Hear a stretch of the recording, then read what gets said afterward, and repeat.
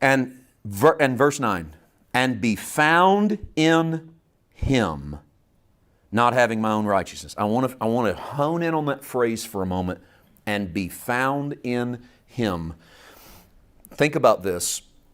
The Apostle Paul, who I would say is the great New Testament example post-Pentecost of what a believer looks like, right? I mean, great grace teacher, man of God, man of faith and power. And yet when he starts to write about his spiritual circumcision, he says, you know what I really want, Philippi? Church at Philippi, you know what I really want? I want to be found in Jesus. And I think, man, if anybody was found in Jesus, surely it was Paul. But I don't think the point is that he didn't already think he was in Jesus. I think the point, what Paul is saying is I want to be so lost in who he is that old Saul stops manifesting in new Paul. That I get away from, because getting away from that old Saul is not always easy, that I get away from him. He's dead, he's gone, but I want to be so found in Christ that all you see is Jesus. Not having my own righteousness which is from the law, but that which is through faith in Christ, the righteousness which is from God by faith. Go with me to, keep a ribbon right there because we're going to come back. But go with me, if you would, for a second to Romans 9. I want to share something with you that I think needs focused on a little bit in the modern pulpit. I think we've done a lot of good work on releasing people into the righteousness of God and understanding that they can't be righteous through the law, they can only be righteous through faith. And what I mean by that is you can't be righteous by doing right. That's not the definition of righteousness. Righteousness is God's character, God's quality, and being in the right place with Him. Righteousness is not just doing the right thing.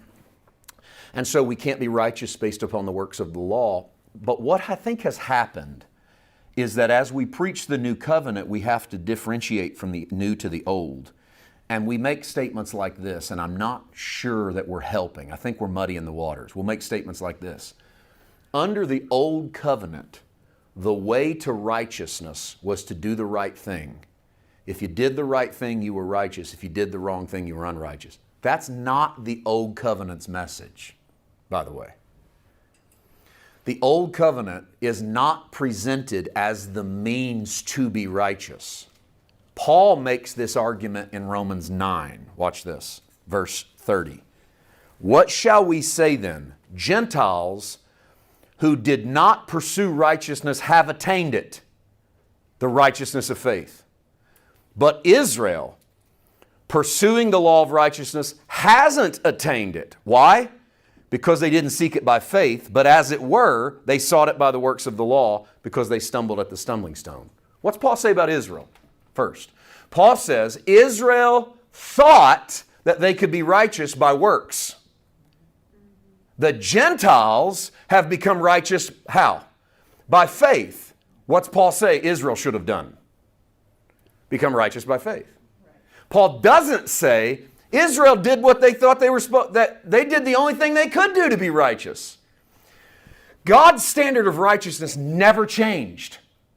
When God told Abraham, go into the land I will show thee of, you believe on me and I'll give this land to you and your children as an inheritance. And Abraham believed God and it was counted to him for righteousness. How was Abraham made righteous? By his works or by his faith? By his faith. That was how God always wanted to do it. Even when God gave the law at Sinai, God didn't give the law at Sinai so that Israel would be righteous if they kept it. Israel was supposed to believe in the God of Abraham, Isaac, and Jacob. That was the source of their righteousness. The law was to keep them from killing each other. It was to make them love their neighbor as their self. Doesn't work very well. No. Does it? No. It works a little bit. Thou shalt not kill. You don't have to love them, but at least you won't kill them. Thou shalt not commit adultery. You don't have to not lust after them, but at least you don't sleep with them. Thou shalt not steal. You don't have to not want it, but you can't take it. At least you stay off your neighbor. That's what Jesus preached when he got here on the Sermon on the Mount. He goes, hey, you know how you always said don't commit adultery?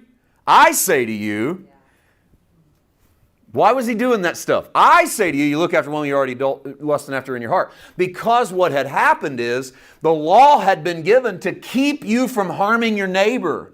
And people felt good about it. I didn't harm my neighbor. And Jesus went, what the law can't do is fix your heart.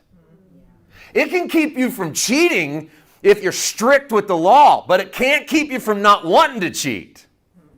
And wouldn't you like to live in a vessel that was free from the slaveries of emotions and desires? He goes, you didn't murder, thou shalt not murder, but you hate your brother. And he goes, that's the same thing. And we would have argued with him and go, no, it's not.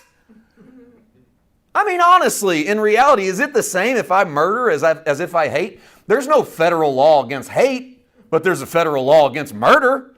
I mean, you don't go to prison for life because you hated somebody, but you can go for life because you killed somebody. They're not the same thing.